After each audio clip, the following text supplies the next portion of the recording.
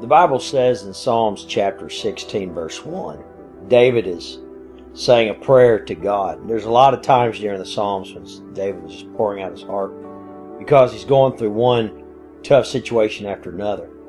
And Psalm 16, verse 1, it says, "Preserve me, O God, for in you I put my trust." There was a time in my life, I was pastoring probably about 4 or 5 years ago. And as I was going through some difficulties in my church, in my life, some very tough things.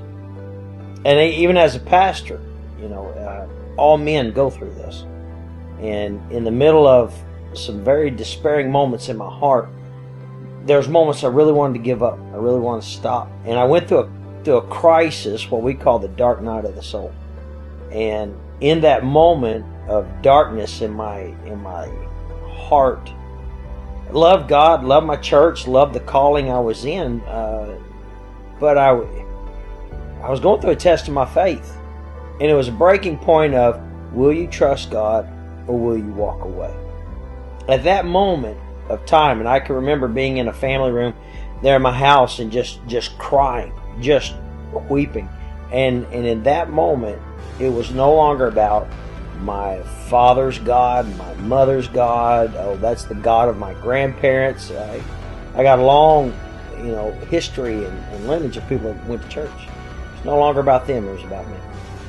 I want to encourage you that you're going to go through some dark nights of the soul, just like Jesus did in the garden, where yes, you could turn away. Yes, you could stop. Yes, you could fail. But determined to be unshakable.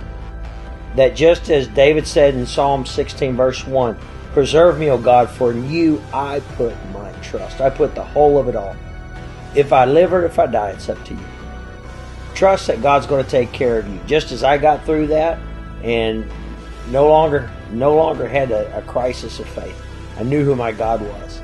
I knew that He's going to take care of me. I knew that He was there with me. And I want to encourage you. Trust God.